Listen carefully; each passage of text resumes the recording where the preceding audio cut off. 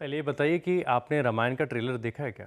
हाँ, रामायण का ट्रेलर तो देखा है मैंने। अच्छा लग रहा है बहुत काफ़ी। ज़्यादा ट्रेंडिंग चल रहा है एग्ज़ैक्टली। और यूट्यूब पे काफ़ी एडवर्टाइजमेंट भी इसके पुश हो रहे हैं।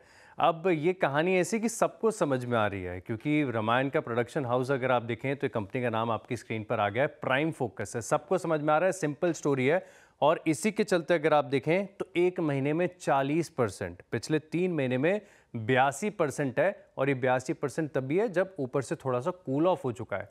जबरदस्त तेजी स्टॉक में आपको देखने को मिली है और इसके पीछे के कारण तो आप समझ ही चुके हैं कि रामायण इनका जो प्रोडक्शन हाउस है।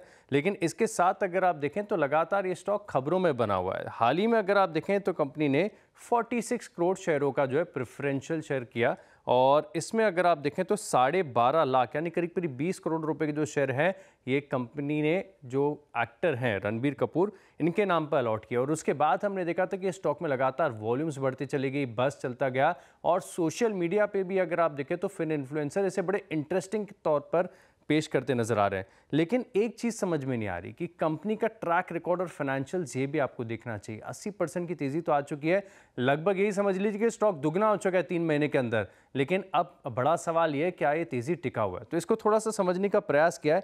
अब आप अगर आप देखें तो ROCE है इस कंपनी का केवल 8%। अब दिक्कत की बात है कि डेट बहुत ज्यादा है, 6.43 टाइम्स का डेट टू इक्विटी है और साथ में अगर आप देखें तो केवल 5,286 करोड़ का मार्केट कैप है। इसके सामने डेट, नो डाउट इसमें शॉर्ट टर्म डेट की मात्रा थोड़ी सी ज्यादा है, लेकिन टोटल डेट जो FY25 के अंत तक निकल कर आ रहा है ये तकरीबन 4,880 करोड़ के आसपास है। और सिर्फ इतना ही नहीं, अगर ये कंपनी इतनी अच्छी है, इतनी सस्टेनेबल तेजी इसमें आ रही है तो कोई भी बड़ा नाम आपको शेयर होल्डिंग में नजर नहीं आएगा। एक भी DII, एक भी म्यूचुअल फंड ऐसा नहीं है जो इस कंपनी के अंदर फिलहाल के लिए पोजीशंस होल्ड करते हुए नजर आए। लेकिन सेल्स ग्रोथ ये अपने आप में अगर आप देखें तो बड़ी निराशाजनक है। पिछले कई सालों से अगर आप देखें तो एक ही रेंज में सेल्स यहां पर कंपनी जा चुकी है और पिछले 5 साल में सिर्फ जो CAGR निकल कर आ रहा है सेल्स का टॉप लाइन का केवल 4% है, सिर्फ और 4% है। अब दिक्कत की बात यह भी है कि पिछले 12 साल में से 9 बार तो कंपनी ने घाटा दर्ज किया है। अब आप घाटे का ट्रेंड देखें और समझिए FY25 में करीब 458 करोड़ का घाटा कंपनी ने जो है वो दर्ज किया, 24 में 488, 23 में 194 करोड़ का मुनाफा हो गया। लेकिन FY22 इसकी बात करें तो यहाँ पर फिर से 174 करोड़ का घाटा आता कंपनी को।